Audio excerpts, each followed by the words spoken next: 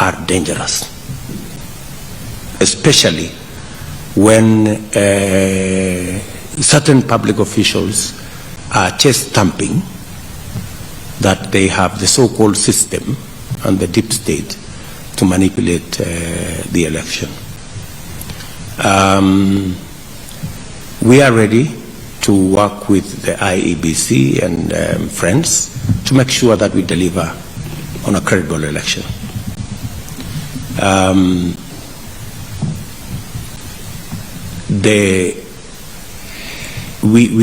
We expect that everybody who is concerned, including the EU, to try and get as much detail as possible, both from the IEBC and from these public officials, on what this all is about and how did close to 1 million names disappear from the register.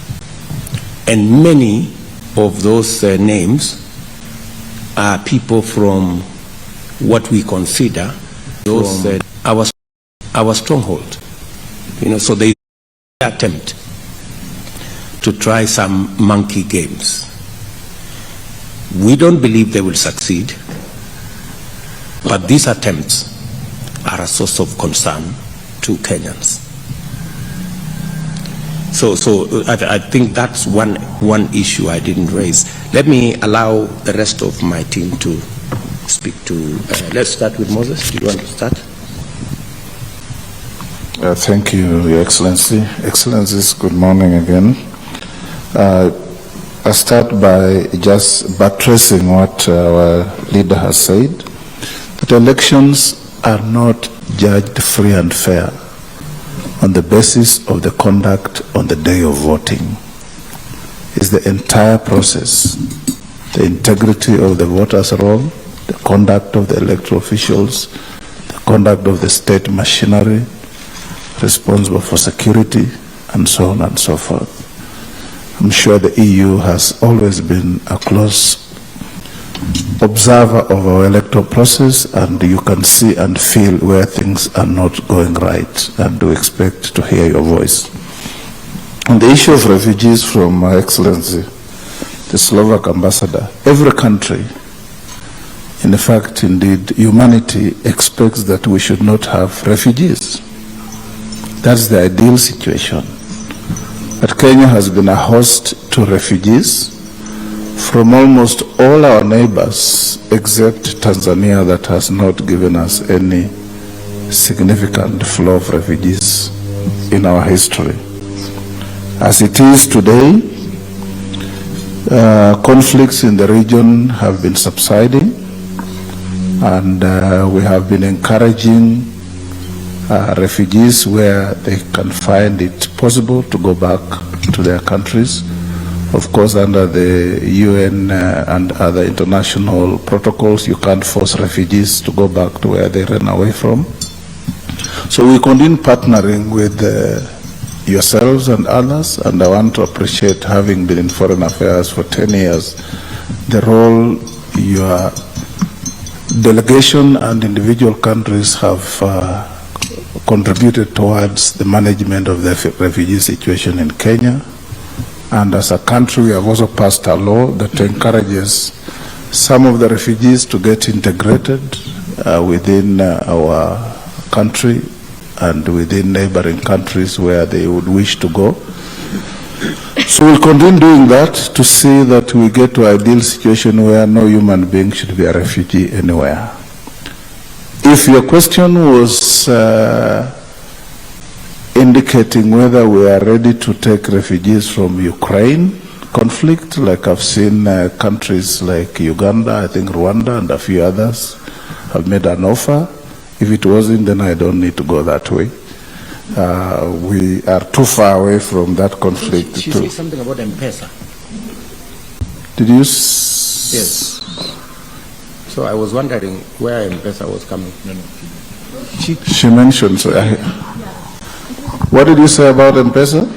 Well, the thing is that, of course, for your countries, it's a win-win situation. Can you use the potential of the refugees, and if they would like to integrate, or you would like to integrate integrate them. But currently, the situation is that they have some difficulties practically wise to do so into your society. One of them being, of course, having different conditions. They cannot, for example, use M-Pesa yet. In order to use the best of the digitalization, to have flying electronic money, in order to, whether you plan, this was just a specific example. My interest was whether you are planning to have something specific on the table within the strategy to integrate or make it easier for the refugees who would like to integrate. I think on that score, we've just passed the refugee bill, yeah? So which actually provides the framework for integration. I don't know whether, does that answer your question to an extent? Because when was that passed? Let me just say, And that, just before I pass on to Doyle, if he has something to say, we have a very comprehensive law on refugees that allows them to go through our schools up to university level and so on and so forth.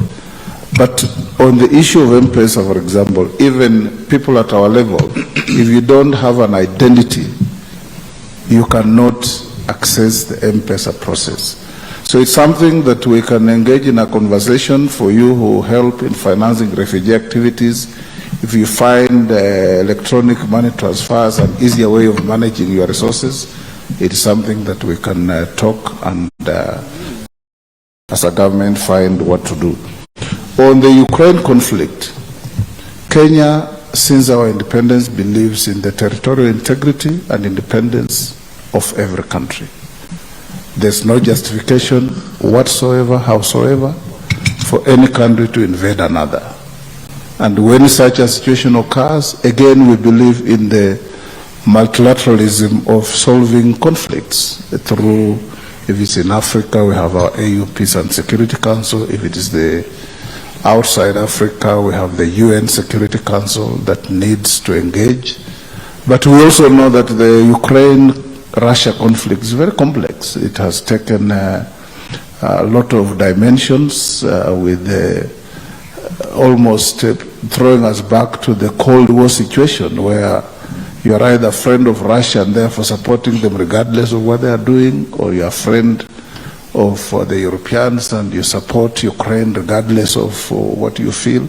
We as Kenya have always stood for territorial integrity, respect for every country and its independence. And that position has not changed, may not change, I believe. And we shall stand as Kenya Kwanza government, when we form government, for that respect of each country. Thank you.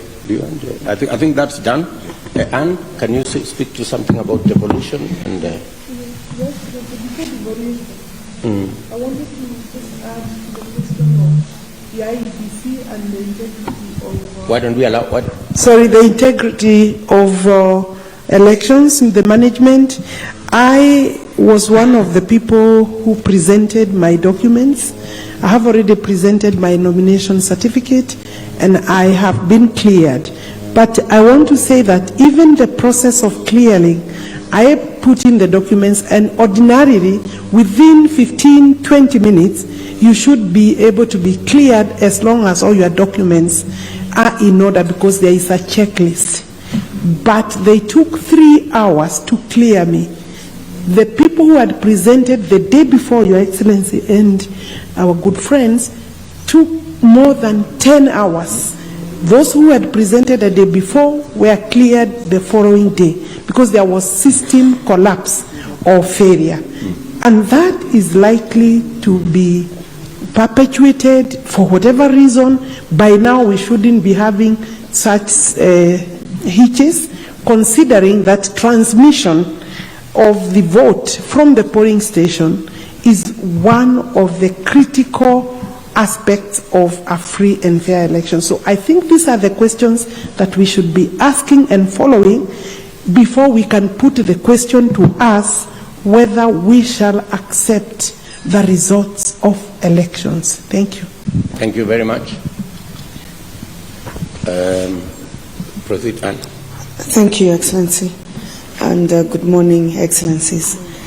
I think I'll start by first, one of the things that maybe we didn't do when we were doing our introductory remarks is to appreciate the role the European Union has played, especially in the issue, helping this country deal with the issue of COVID, their contribution through COVAX. You're right. To providing vaccines to this country. I think outside of this government appreciates very much the role.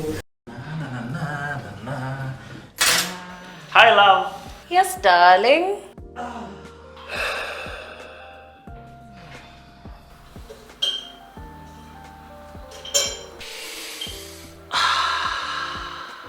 Let me guess. Coffee?